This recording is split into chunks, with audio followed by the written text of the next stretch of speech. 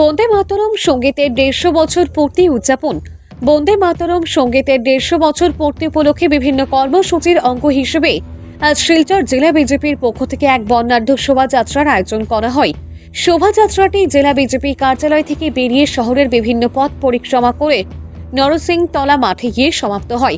নরসিংতলা মাঠে পৌঁছে ভারত মাতার প্রতিচ্ছবিতে পুষ্পার্ঘ অর্পণ করে উপস্থিত সকলেই একসঙ্গে বন্দে মাতরম সঙ্গীত পরিবেশন করেন। পরে সবাই মিলিতভাবে শপথ বাক্য পাঠ করেন। এই অনুষ্ঠানে উপস্থিত ছিলেন জেলা বিজেপি সভাপতি রূপম সাহা, সাংসদ পরিমল শুক্লাবৈদ্য, মন্ত্রী কৌশিক রায়, বিধায়ক দীপায়ন চক্রবর্তী, বিধায়ক মিহির কান্তি সোম সহ দলের বিভিন্ন স্তরের নেতা কর্মীরা। বন্দে মাতরম গানটি 50 বছর পূর্ণ হয়েছে। গত 1 অক্টোবর এই বছরে আমাদের কেন্দ্রীয় ক্যাবিনেট সরকার মোদীজির নেতৃত্বে সংকল্প নিয়েছিল যে আমরা ভারতবর্ষের প্রত্যেকটা জেলায় ভারতবর্ষের সমাজ ব্যবস্থায় যাতে বন্দে মাতরম সম্পর্কে আমরা জানতে পারি, জ্ঞাত হতে পারি, তার জন্য একটা প্রয়াস দলের সরকারের পক্ষ থেকে করা হয়। আর এই ক্ষেত্রে আমাদের কাছাড় জেলা শিলচর লোকসভা সমষ্টি প্রত্যেকেই আজকে আমরা একত্রিত হয়েছি। আমাদের প্রত্যেক শ্রেণীর মানুষ, সাংবাদিক বন্ধুরা, বিজ্ঞ পণ্ডিত ব্যক্তিরা সবাই একত্রিত হয়ে আমরা এক স্বরে 3000 মানুষ একসাথে মিলে আমরা বন্দে মাতরম গান আমরা গেয়েছি।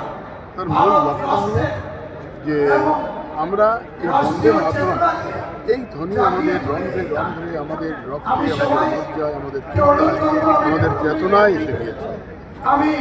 কারণ আমরা লক্ষ্য করেছি পরাধীন ভারতবর্ষে যারা প্রাণ দিয়ে তারা ওই বন্দে মাতরম দিয়ে তারা মায়ের সেবা করার সঞ্চয় করেছে এবং তারা হাসতে হাসতে আশীর্বাদ চলেছে।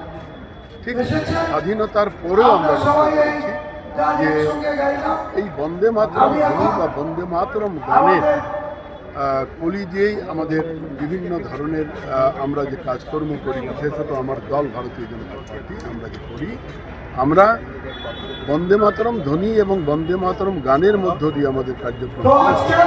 এই ক্ষেত্রে ভারতীয় জনতা পার্টি যারাই আমরা করি, সমাজের প্রতিটা মানুষ মা ভারতীর প্রতি প্রথম যে আমাদের অনুভব, এই অনুভবটা আমরা বন্দে মাতরম গানের মধ্যে এখানে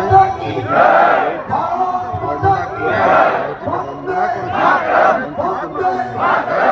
তার জন্যে আজকের এই দিনটি এবং এই দিনটিকে আমরা আগামীকাল, আগামী পরশু আমাদের দলীয় কার্যালয়ে আমরা পালন করবো। আমরা বিভিন্ন অনুষ্ঠানের মাধ্যমে